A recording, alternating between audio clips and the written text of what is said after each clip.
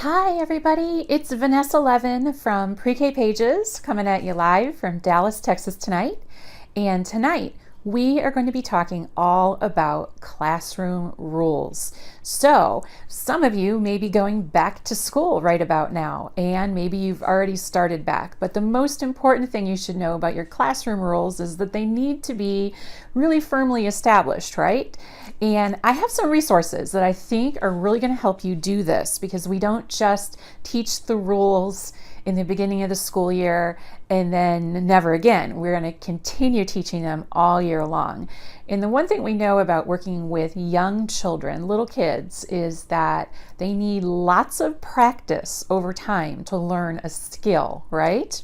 And behavior is a skill. I learned that from Dan St. Romain, author of Teach Skills and Break Habits, Growth Mindset for Better Behavior in the Classroom. So the first thing I have for you is my classroom rules packet, and it comes with, it has in the front here a table of contents, so you know exactly what pages to flip to get the resources that you need.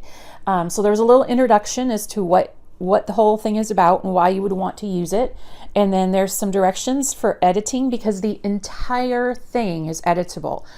All of the text inside is editable. So if you teach in another language, you can quickly and easily change the words that are already in the document to your language. Or if you have specific phrases and terms that you use in your program, whatever your school or your program dictates that the words you use, you can type those in there as well.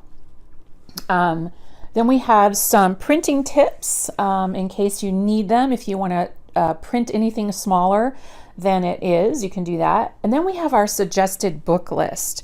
So one thing that a lot of folks have asked for over the years at Pre-K Pages are book lists, and we have lots of book lists on the blog.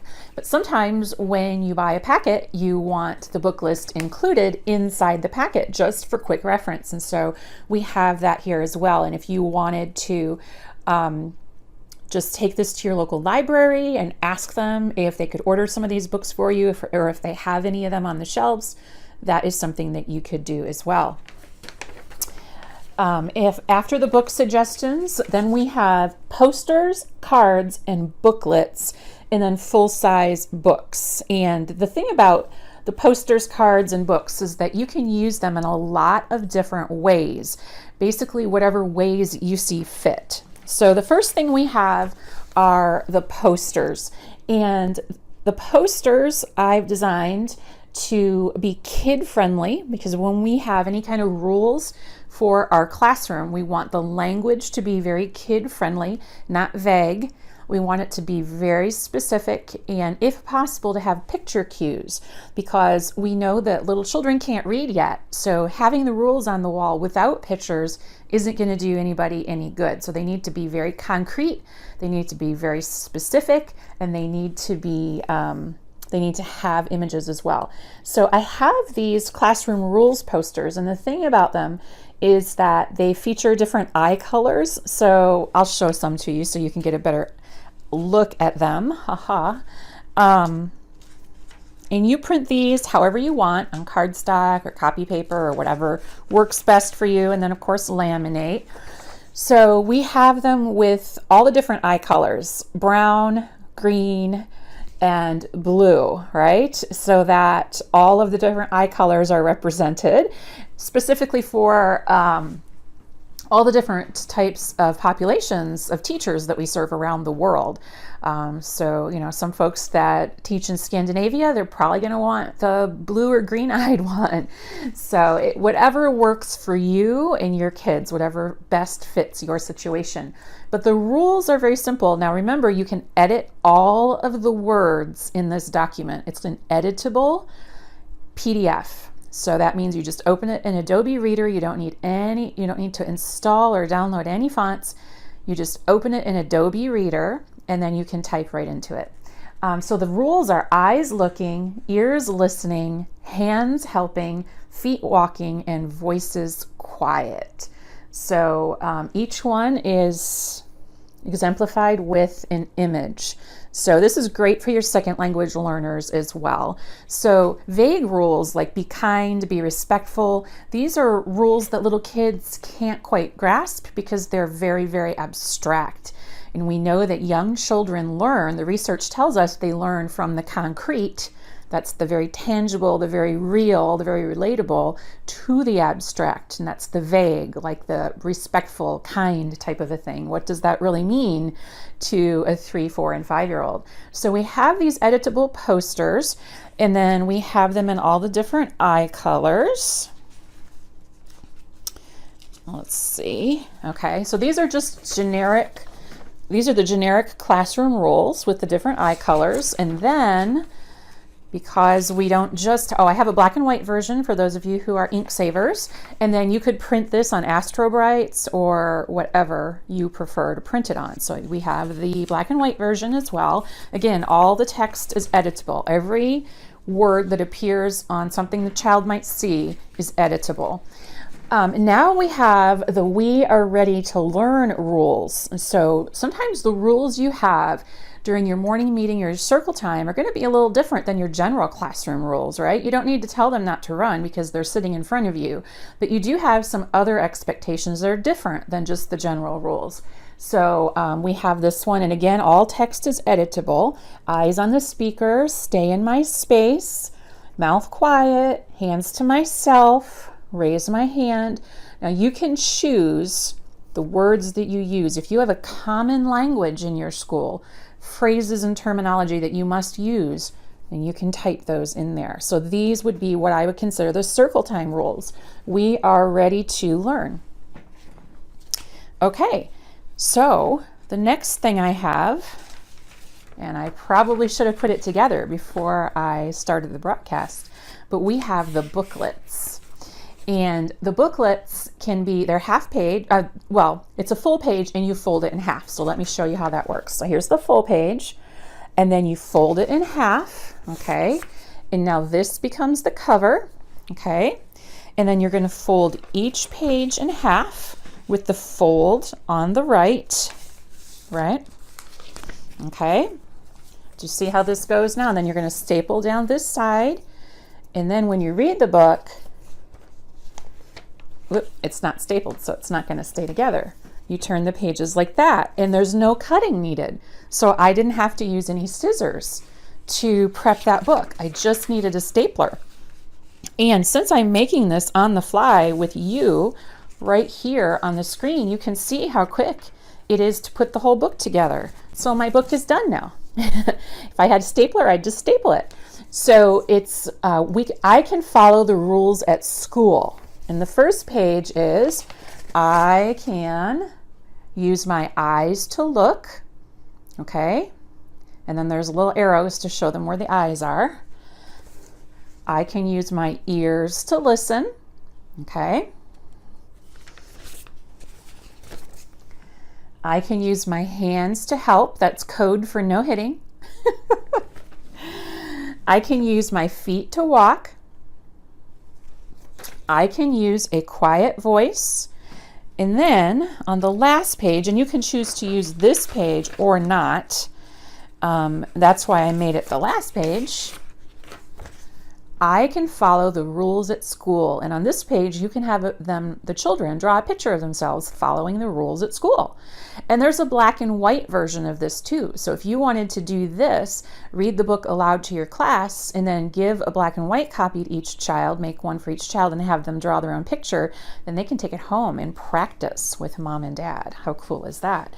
Now, in addition to the booklets that are basically a half page, we also have full page versions. Because if you're reading to a large group of kids, and let's face it, so many of us have gigantic sized classrooms, not the size of the room, but the number of children we have in our classrooms are huge these days. And not all kids can see the small booklet. So if you wanted to do the booklets for a small group, I also have the full page books. Again, you're probably going to want to print those out full page, and then you can laminate and bind them any way that you see fit. So this book is the general I can follow the rules at school book. And then there's a fully black and white version if you prefer. And then there is the I am ready to learn. So do you see how these follow the topics of the posters that I showed you before? And again, you fold the pages in half, no cutting required. And this one is the I am ready to learn. And I would probably read this at the beginning of circle time every day for at least a week, if not more, and then pull it out when needed, when they need reminders of the rules of circle time. Again, all text is editable. All the words that the children see inside the packet are editable. So I can put my eyes on the speaker, right? And now this little boy here with his finger over his lips, every time I see it, I think he's picking his nose. So that might be a teachable moment. I can keep my mouth quiet. And if you're not looking super closely, he does look like he's picking his nose.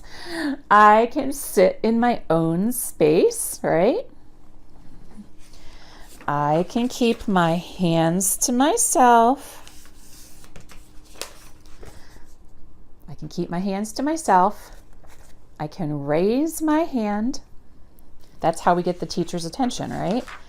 And on the last page, it says, I am ready to learn. And I like to put the end on all my books because I'm always teaching my kids how to do that, how to do the end at the end of a book. So I made that book with you guys on the fly so you can see how super quick it is to put that book together as I drop pages of it on the floor.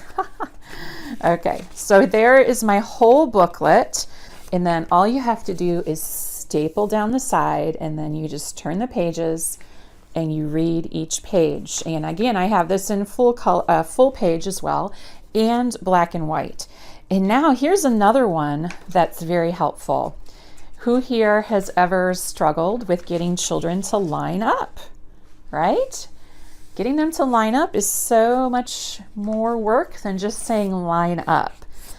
And I know I've told you this story before, but as I put this together, I will tell you this story again. I once had a principal who, on the first day of school, we tried to tell her it was a brand new school. She was brand new principal to pre-K. It was a pre-K school. And all the kids were in pre-K. So we had like 12 classes of pre-K, AM and PM. And we told her, what is the procedure for dismissal? And she said, we don't have one. What do we need a procedure for? We just say, go home. Like the bell rings and they leave. And we're like, no! We were like, we need some kind of procedure. And so we explained some different procedures to her. And she was like, that's a lot of work. We don't have time for that. So we were like, okie dokie then. So on the first day of school, now, of course, we still had children, line up, and we took them outside and all that, but dismissal was a complete disaster because of that. So we need rules, routines, and procedures in place to avoid situations like that, because when you have large groups of little children, they are going to need specific instructions on how to do everything, right? We can't assume that any little 3, 4, or 5-year-old has ever lined up in a long line with a bunch of kids before, unless they were like at Disneyland with their parents, and then their parents were there to guide them through it. So we can never make these kind of assumptions. So don't assume anything. Don't leave anything to chance, and then your year will go much more smoothly. So this one says, I am ready to go. And this is all about lining up. So you can see the little people on the front there are lining up. Again, all the text is editable. So if you teach in another language, then you're good because you can edit all the words. And I put this book together while we were talking. That's how long it took. And you just staple on the side, no cutting. I can keep my eyes on the person in front of me. You guys, this sounds so simple.